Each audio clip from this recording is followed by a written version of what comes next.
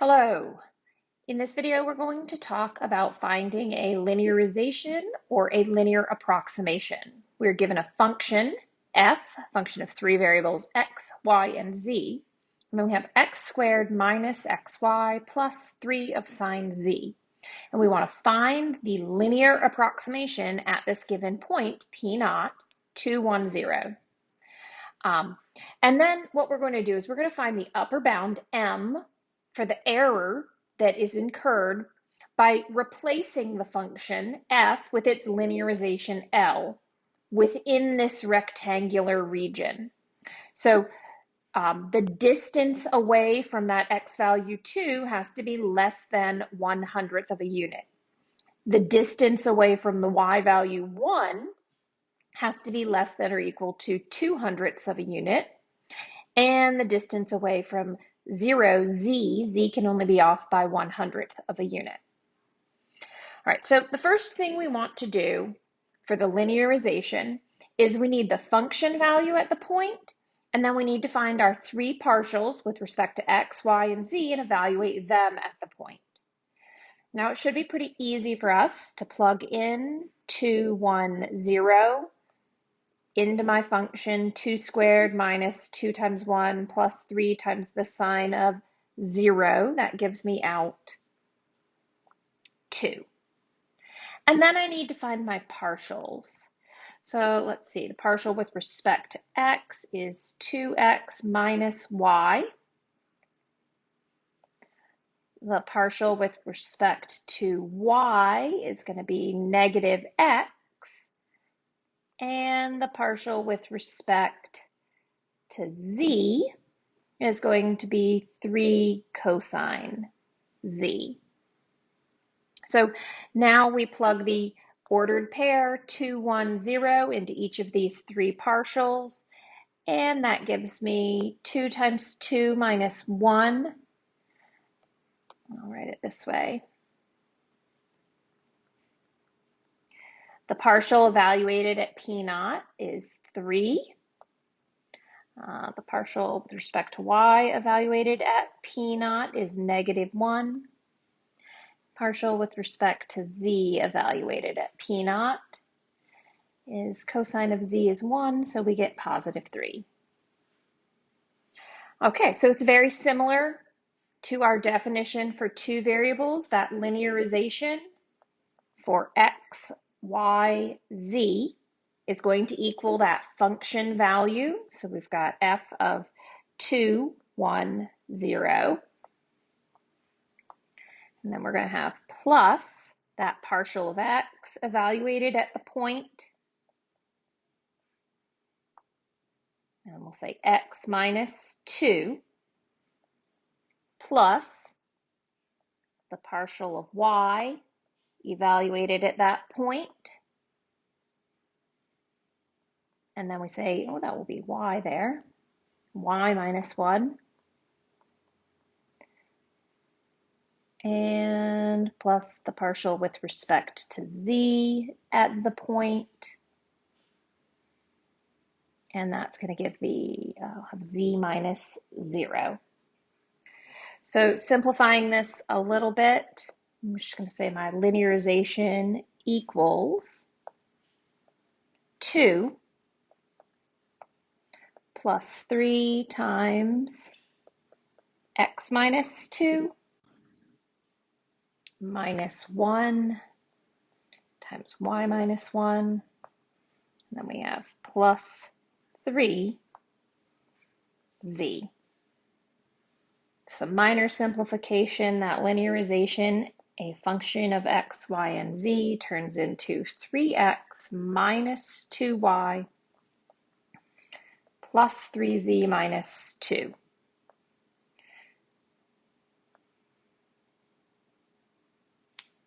So at that point, this is a good approximation.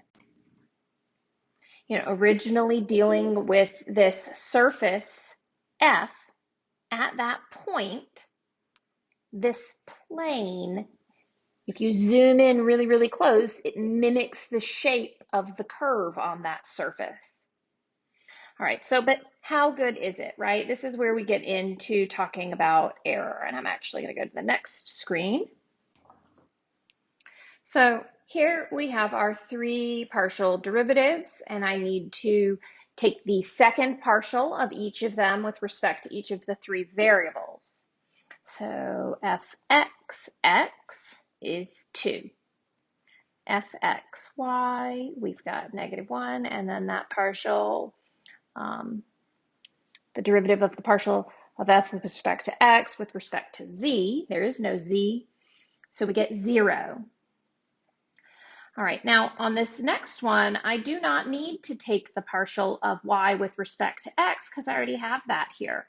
So let's see, f, y, y, there's no y value, I get 0. F, y, z, I'll also get 0. And you'll notice if I integrate or differentiated this with respect to x, I'll get that -1 value. And so then differentiate again this partial of z with respect to z. The derivative of that is 3.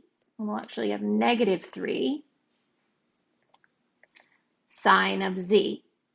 And then again, I don't need to use y and x because I have yz and xz. So I have 6, not 9, second partial derivatives here. We need to determine which one of these is the largest in magnitude and the absolute value of them. So remember this one, since that's negative, we would turn it into 1. And if you go back and look at the definition in the text or in a previous video, we said that when we're calculating error, we're looking at the magnitude, the absolute value of these second derivatives. Okay, well, we have an issue because here, this has a variable in it, so I don't know what this quantity is. How far off of z are we allowed to be? We are allowed to be, at most, this z value is allowed to be 1/100th. So if we think about this, -3 sine of 1/100th, what would be the absolute value of that? And it's approximately 0.03, which is less than my largest value, 2. So my options for m would have been 2, 1, 0, or approximately 0.3. We would actually use the exact value if we needed to use the calculation. But we say that m is going to equal 2.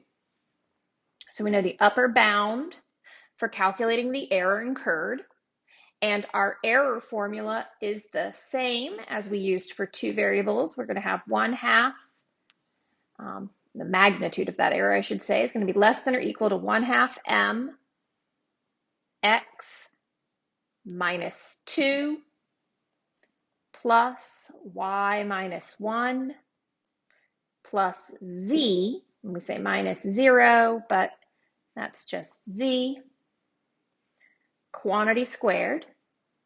And so what are these values? These are the distances off of my x, y, and z, my original point that I'm allowed to be.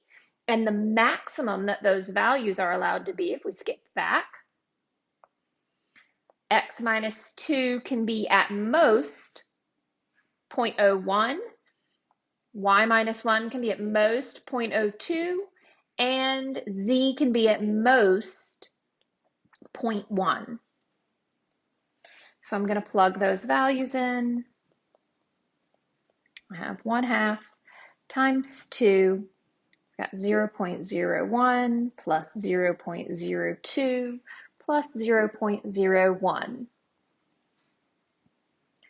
Simplifying this, the 2 and the 1/2 cancel. I end up with 0.04 squared. You square 4, you get 16. 2 decimal places times 2 decimal places means 4 decimal places. So we've got 0.0016. That 16 ends in the 4th decimal place behind that.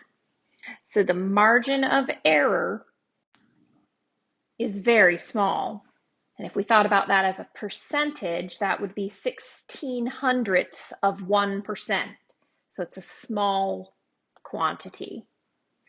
Anyhow, that's how we can do the linearization, find the upper bound for the error, and calculate the error using that linearization. And we did that with 3 variables. All right, good luck out there.